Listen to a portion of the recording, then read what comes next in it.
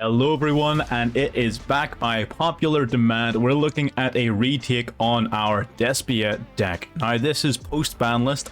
Of course, the previous version and this version aren't all that different. I don't know if people were expecting the ban list to make a massive change to the deck, but honestly it really doesn't.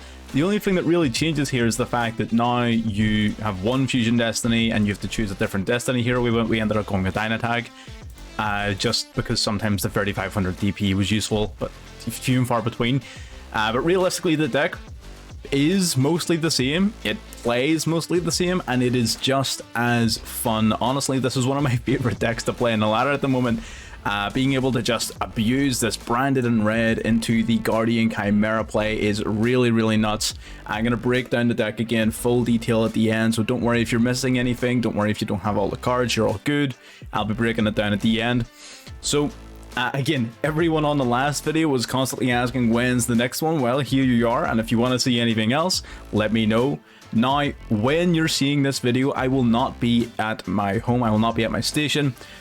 So these videos are going to be pre-recorded, therefore I'm not going to get to your comments right away. I'll be gone from the 6th of September up until the 25th, so if you leave a comment, chances are I'm not going to get around to it until I land back here at around the 25th. So if I don't respond, trust me, I'm not ignoring you, I'm just off being busy elsewhere.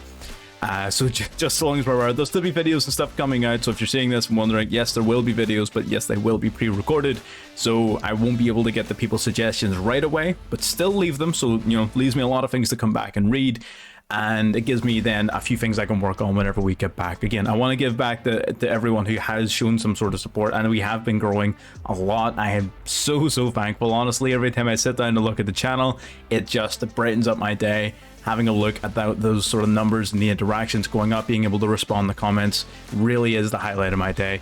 So thank you so much to anyone who does leave comments and does leave support. And if you're a big fan of Despia, tell me down below, what do you do in Despia? What makes your version of Despia different? Do you play the Patchwork engine? Do you play DPE? Do you play Super Poly? A lot of these optional things. Or what sort of cool things do you do with Despia that maybe I'm not thinking about? Leave it down below, and again, hopefully with our reprisal we'll be able to fit some of those in.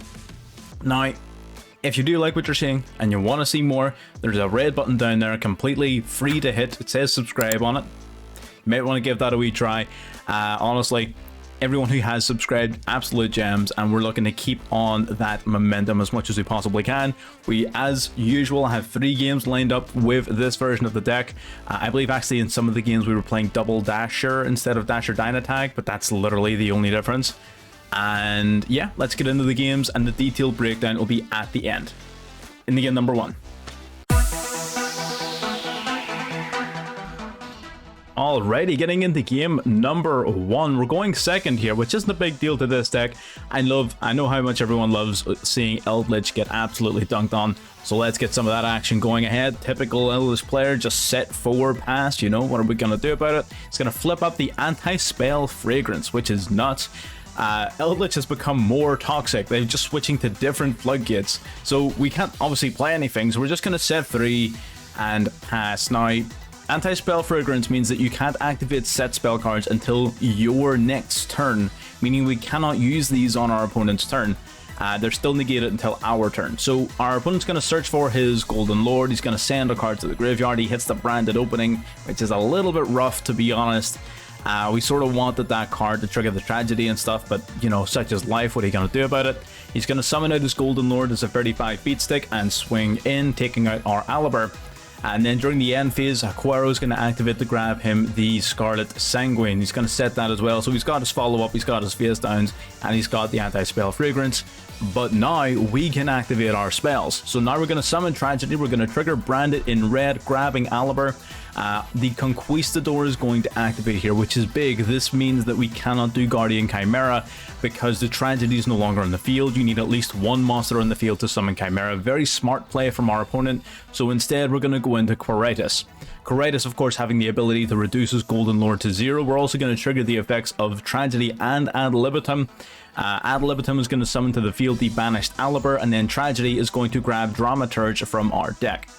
Alibra then is going to search for our field spell. Now, of course, we can't use the field spell right now, unless we're going to reduce everything to 0, take out the Golden Lord. Of course, we can't swing into the Conquistador, but now we're going to link summon into Predaplat Verte Anaconda. Going to use the Anaconda, send Fusion Destiny, send our Destiny heroes to the graveyard to summon out the Phoenix Enforcer. Phoenix Enforcer then will pop to basically get rid of that anti-spell fragrance. He's going to try and summon out another Golden Lord. This is the perfect opportunity to Ash Blossom, so we're going to stop that Scarlet Sanguine as well.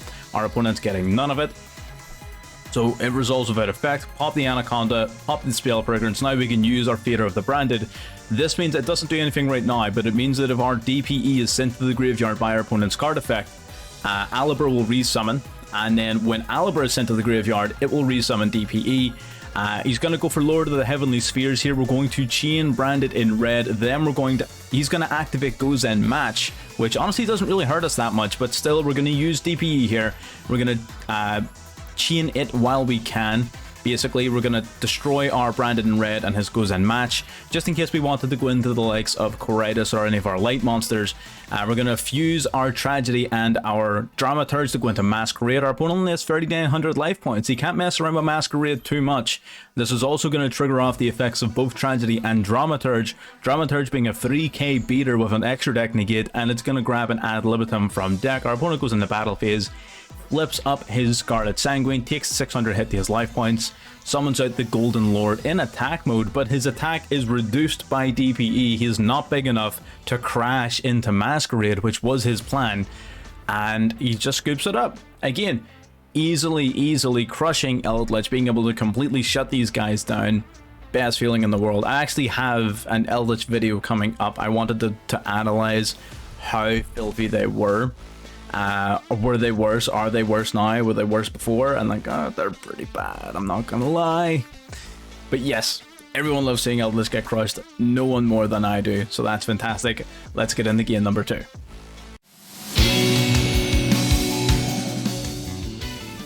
Alrighty, game 2, and we're going second yet again. Our opponent's gonna go for the Rite of Aramis here, right off the bat here. Grabbing the token, grabbing Fateful Adventure. Fateful Adventure is going to grab the Griffin Rider from his deck. He already had he has an O-line he's going to discard here.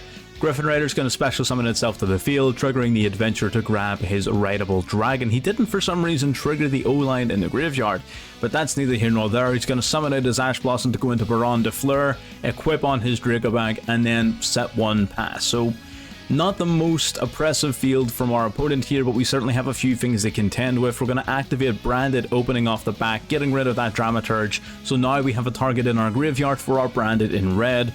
Alibra then grabbing our Theater, which we'll now use. We're going to fuse together our, well, realistically it was bait. We wanted to hit that, we wanted the Baron de Fleur to use its negate on the Theater, so it won't negate our Branded in red. That was the big plan. We're going to grab the Dramaturge back to hand, fuse 3 monsters together here to summon out Despia and Perskenion. Whoever thought I was going into Chimera, you were incorrect. We've got a better play in mind here. We're going to use the Dramaturge as well, summon it back out to the field. Perskenion would have swung into the Baron de Fleur, destroyed it, use its effect, steal the Baron de Fleur, and then take out the token in the main phase 2. That's what, again, they surrendered. Short game, I know, but I really wanted to show that off because sometimes you want to go into things like Perskenion for situations like that. If you can bait out the Baron and put yourself in a position with Perskenion where you can steal the likes of DPE, where you can steal the likes of Baron de Fleur. Our opponent scooped right before we could do it, but you could see the skeleton of the play there. I want to throw that out to people because I don't think people use Perskenion enough. Really solid card.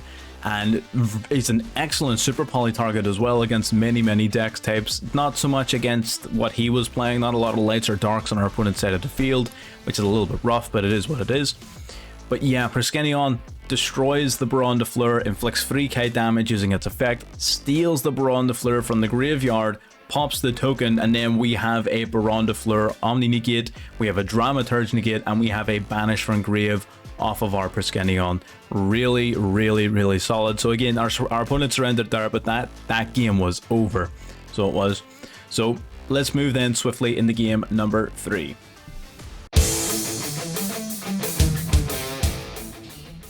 Alrighty, getting into game 3, and we actually get to go first this time, but our opponent is going to go for Lancia right off the bat. Now, that doesn't really bother us too much.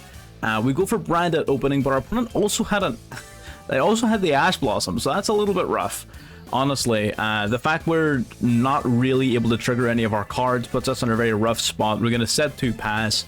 Again, we still have the Super Poly, so this hand isn't dead yet. Our opponent goes for Live Twin Lila, summons out the Frost. Now, what really bugs me about this is the whole time they were summoning a light and a dark. At no point did they have two darks.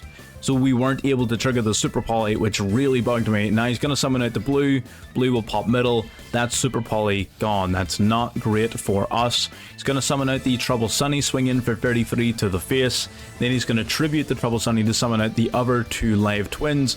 So that, or sorry, Evil Twins, so that you can draw one and then do an additional 2200 damage. Again, ultimately, it is a lot of damage to be contending with. Live Twins are very, very good at the moment. I'm a big fan of them. We're going to be seeing them on the channel again soon. Our opponent, I also have the Sunny Snitch. They just decided not to use it in their main phase 1 because they just opened up the nuts. They just opened up everything. So he's got the Sunny Snitch on his board. We draw into Tragedy, which is not great, I'm not gonna lie to you. He's gonna use Max C here as well. You can just see the absolute oppression coming from our opponent here. He's gonna go into the Evil Twins. Evil Twins are gonna pop, and then the branded in red that we have set. Very, very, very unfortunate. This is a very oppressive loss here coming from the Live Twins. It's very difficult to get past this sort of field. Our opponent here gonna use the Trouble Sunny in the graveyard, gonna send one to the grave. And then reuse the blue twin to resummon that pink twin, and that means he basically gets to bounce our Tragedy back to the send it to the graveyard. It does trigger the Tragedy's effect, but I mean, to what end? You know what I mean? Like, we don't have nearly enough life points to be surviving this turn. I'm just going to speed this up here. So we're going to banish from the graveyard here to draw one. He's going to go into Trouble Sunny again, swing in for 33, and that's game. So why do we want to show that one off? It shows that the deck has a lot of vulnerabilities. Now, in that game as well, that game is why we added Linkery to the deck, and I wanted to show that. If we had Linkery in the deck there, we would have had the ability to tribute off the Tragedy, to go into Linkery, to then use Branded in red, resurrect Tragedy, and then combo off. Again, I want to show some of the games that show the thought process and the building of how we get the deck, and I don't want to show you all wins. You know what I mean? There's nothing fun about just seeing someone like cherry pick highlights. I want to show you how the deck actually works and what it loses against, which is an abundance of hand traps. You can't Ash me, Lancia me, Maxi me, destroy me twice. You know what I mean? Too many things going on. The deck is good, but it needs to get started. It needs to have its engine going so that it can keep up its momentum. It needs to be recycling its Tragedy, its Dramaturge, its Ad Libitum, constantly keep that cycle going in order for its resources to sort of like grind out the opponent and completely just be oppressive. So yes, unfortunate, but again, all of these are learning experiences, and I'm going to break down the deck now, so you're going to see what exactly we learned from them. So on to the deck profile. Alright, getting back into the deck profile. So first things first, cut the fluff. So in terms of additional cards, interruptions and such we're playing, we've got the double Veiler, we've got double Maxi, we've got double Ash Blossom and Joyous Spring, we have double Infinite Impermanence, we have double Called by the Grave. There is 10 cards you can do whatever you want with. Some would argue Super Poly is also in amongst those cards you can tag in and out. I would disagree. I think Super Poly is amazing, but you do you, I suppose. So this is the core of the deck. Again, we've been over this before. We're going to go over it again, just so that anyone who hasn't seen the previous videos is sort of up to speed. Despia. So Despia is it's a fusion based deck, of course, you know what gave that away, but it's all around recycling its resources, getting effects when banished, and generating massive amounts of card advantage through continual looping of your monsters, basically. So starting with the actual Despian monsters, we've got Despian Tragedy. When it's sent to the graveyard or banished by a card effect, you search for a Despian monster.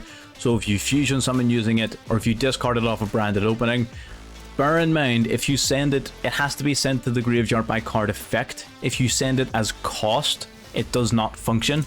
But branded opening does not discard for cost, it discards as part of the effect. So that branded opening is the exception. If you were to discard it for Super Poly, for example, it would not trigger.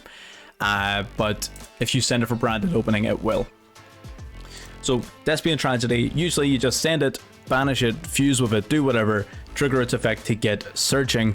And what would you typically search for? You may want to search your deck for Alibra the Jester of Despia. Alibra the Jester of Despia, when summoned, will search your deck for a branded spell or trap card. Now, typically that's either going to be branded in red or Despia Theater of the branded. It can also grab branded opening, which does on occasion come up. If you want to see that more specifically, previous video had some better replays displaying that.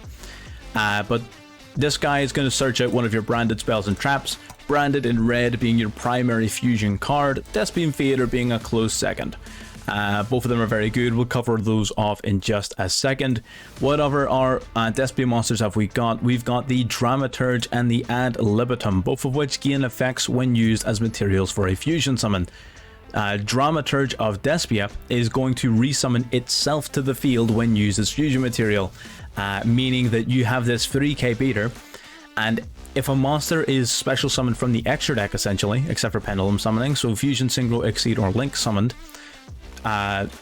is special summoned to the field. Now, bear in mind as well, it does not say necessarily from the extra deck. It's if one of these types of monsters are summoned, so if your opponent resurrects one from the graveyard, it still takes effect, and it's even when you summon them as well. So that combo's kind of well with Proskenion, but we're getting ahead of ourselves. So if your opponent summons an extra deck monster, you get to negate the effect of a monster in the field. So that's pretty neat. He is very good at stopping things like Predaplant, Vertanaconda, Crystron, Hulk, Aurora Dawn, things like that. He's very good at stopping those particular strategies. The Despia Ad Libitum. Whenever this guy is used as fusion material, you either summon a Despia monster from your banished pile or graveyard, or a level 8 or higher fusion monster. So this guy can not only recycle the likes of your banished Dramaturge or Alibra, it can also actually recycle DPE, it can recycle Masquerade, Quiritis, all of these big fusion monsters that aren't necessarily Despian monsters. So Ad Libitum is also extremely good. The ratios of these guys, you can play whatever. I would recommend playing 4 of them overall, so you may want to cut that down to 3 to 1, or maybe even 3 of you and then 1 of you, whatever suits you best. This is just the ratio that I've been liking, so you guys could do whatever you want with that. And lastly, of course, we have our branded spell. So Despia Theater of the branded is once per turn you can fusion summon using it, which is really cool. It has to be level 8 or higher. Generally that's not a concern, but it's basically a fusion spell, which is really cool. And it also has a second effect where if a non-fusion fairy monster is sent to the graveyard, you can revive a level 8 or higher fusion monster. So if the likes of Alibra or Dramaturge or whatever is sent to the graveyard, pick a fusion monster in the grave and resummon it. Where does that become especially useful? That becomes especially useful in combination with Alibra and Alibra's second effect. Alibra has a second effect where if one of your fusion monsters are sent to the graveyard, you can special summon this card from your graveyard to the field and negate the effects of an opponent's monster. So generally speaking, if you have the field spell face up and one of your fusions are sent to the graveyard, well then you summon Alibra from the grave. Then when Alibra is sent to the grave, you trigger the field spell to resummon one of your fusion monsters. So now they need to get over the fusion monster again, so that is another way of recycling your DPE, of recycling your big bad boss monsters. So very cool combo if you can get that going, and again, continually negating your opponent's monsters is also a big buff too. So that's a very cool combo.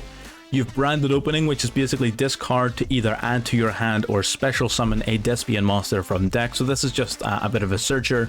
Typically you want to summon Alibra to get the rest of your plays going, but you have options. You have plenty of really powerful targeted cards.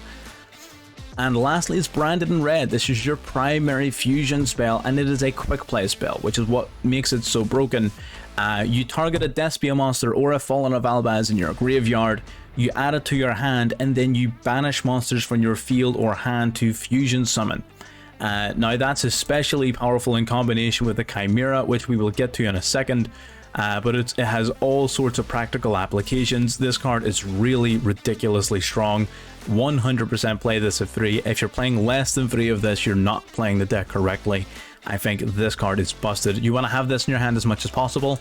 If you have this and you still have a search off of Alibra, you can grab Despia Theater, the branded, or you can grab branded opening. Branded opening, of course, has a second effect where you can banish it from the grave to protect the fusion monster from destruction. So again, some secondary use there. But generally speaking, branded in red is the bread and butter of the deck. This is what makes the whole thing run together. Super, super powerful. That's the branded package. Now, what are we playing to go alongside it? We're of course playing DPE, Fusion Destiny, Destiny Hero Dynatag, and Destiny Hero Dasher. So we've got the Fusion Destiny now limited to 1 after the ban list, and rightfully so. I think that's fine. Dasher and Dynatag are our chosen materials. Dasher, during your draw phase, if you draw a monster while this card's in the graveyard, you can special summon that monster once. And Dynatag, you can banish it from the graveyard to boost up one of your Destiny heroes by 1000 attack until the end of your opponent's turn, so you can boost your DPE up to 3500 if needs be. It does come up, it's pretty neat. You've got Super Poly. Super Poly, you're playing a whole ton of Super Poly targets. It just fuses using monsters on the field, your opponent's field as well. You're going to summon into Starving Venom Fusion Dragon with 2 dark monsters. Predaplant Dragostapelia, using a fusion monster on a dark monster, especially powerful if your opponent's playing DPE. Fuse their DPE and Anaconda into Dragostapelia. Dragostapelia can negate the effect of a monster once per turn. Pretty nuts. Albion, the branded dragon, is something you will summon with a Fallen of Valbez, so it's not too relevant here. You have First of the Dragons, which is fusion summon using 2 normal monsters. Now that includes tokens. If your opponent's playing Aurora Dawn, if your opponent's playing the Rite of Aramasir, you can fuse away their tokens into First of the Dragons. And First of the Dragons is a real pain to get rid of. 2700 attack, and it is unaffected by monster effects and can only be destroyed in battle by a normal monster. So pretty tough to get rid of, to be perfectly honest, especially while crippling your opponent's combo. So great to see. You've got this thing, Predaplant, whatever that says, where you're just using 3 dark monsters on the field, so you're getting rid of more monsters in Starving Venom. It has a cool effect where it can negate a summon from an extra deck once per turn. That's pretty nuts. And yeah, as well as the actual dedicated Super Poly targets, a lot of your Despia monsters, your fusion monsters, require a Despia monster and then either a light or a dark, or a light and a dark. They're very generic materials, so if your opponent's playing a deck that uses light or dark monsters, you can just summon your Despia monster and then fuse with an opponent's monster with your Super Poly. So that's really, really solid. Honestly, Super Poly is a ridiculously strong card. I would definitely recommend, if you don't have it, I would recommend getting it. It's a very good card and will always be a good card because your opponent cannot activate cards or effects in response to this card's activation. So they cannot chain anything to it. So it cannot be negated. That is big. That is very, very important.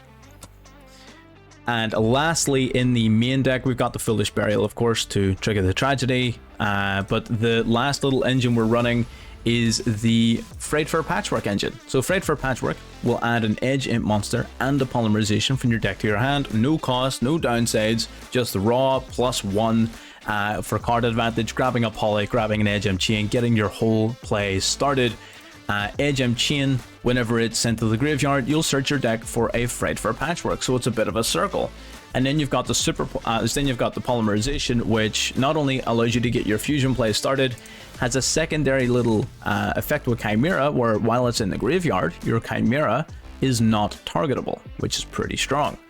So the Patchwork engine helps you get your additional fusion plays going. It's very, very powerful. Lots of card advantage being generated off of it. Sometimes it can be a bit bricky if you open up like double Edge Imp chain, but it's definitely worth it. Total Ash bait as well. Your opponent will always Ash this. So it's a good way of getting rid of your opponent's Ash as well. But yeah, and then last card in the main deck, Fallen Valbez. It has it's like a baby version of Super Poly. Whenever it's summoned, discard a card to fuse using him and an opponent's monster. Typically, you're going to summon the likes of Albion, the branded dragon, if your opponent has a light monster. If not, you're typically going to go into your Starving Venom or your Dragostapelia, which would be ideal. Not always possible though. So Fallen Valbez is situational, but I like having at least one because it's easily summoned off of the Coritis. Speaking of Coritis, let's get into the extra deck. We've already talked about the Super Poly targets and sort of what they do. Albion the Branded Dragon is strictly here to be summoned off of the Fallen of Valbez, and its effect on summon will allow you to fusion summon again by banishing from your graveyard, your field, or your hand. So very good, because it's basically chains off the back of Quiritis. You saw this card up against Eldritch, where it's able to reduce the attack of anything that isn't a level 8 or higher fusion monster to 0 for the rest of the turn, which is really strong, especially against the likes of Eldritch. But it also has a second effect where if it leaves the field because of an opponent's card effect, you can special summon either a Fallen of Valbez or a Despia monster from your deck. So that's where you're going to get your Fallen of Valbez, special summon it in response to your opponent's plays. If they're playing the likes of Eldritch, you just fuse their Golden Lord with your Albaz into your Albion, and you just chain off from there and just go nuts. Quiritis is amazing. DPE and Predaplant Vert Anaconda go without saying. Again, we talked about those 1,000,001 times. Masquerade, while it's face up, while its fusion summon card is face up, your opponent plays 600 life points to use a card effect, and if your opponent controls a Ritual, Fusion, Synchro, Exceed, or Link monster, so basically anything that's not a regular effect monster, you can special summon this card from your graveyard, but it gets banished then when it leaves the field. So a bit of recursion as well. It's a bit of a big beater, 2,500. It's not really that important past that, but it is decently easy to summon, and it's very nice. So, you know, it is what it is. Now we've got the big boss monster of the deck, the Guardian Chimera. Summoned off of your Branded in red, you need to use at least one monster on your hand, one monster on your field, and 3 monsters with different names in total. What does it do? For every monster on the field you use, you pop an opponent's card. For every card in your hand you use, you draw a card. So if 1's on your field and 2's in your hand, you pop 1, draw 2. If 2's on your field and 1's in your hand, you pop 2, draw 1. Pretty nuts, and it's untargetable as well if you have Poly in your grave.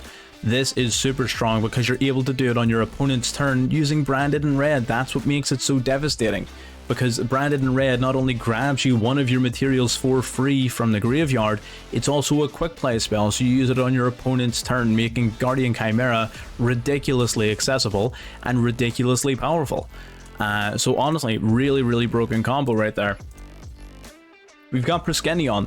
Proskenion you saw in the gameplay. Again, it was a bit of a short duel. I would have really liked if our opponent didn't surrender there, because it would have been so nice. Can re-summon big problematic boss monsters from your opponent's graveyard, steal their Baron de Fleur, steal their DPE, steal their Ching Ying, steal whatever you want. It is no holds barred with this guy on the field. Or you can banish them from the graveyard alternatively if they've just got like a Meow Meow Moo in their graveyard and you really don't want it to be there. Banished, gone. So a lot of play with this, very strong. You can summon it using a Despia monster and a light and a dark, so it's 3 materials, so you'll usually either use Branded in red or you'll use Super Poly and just destroy your opponent's field just by summoning it. You know, that's pretty nuts. So Proskenion I'm a massive fan of.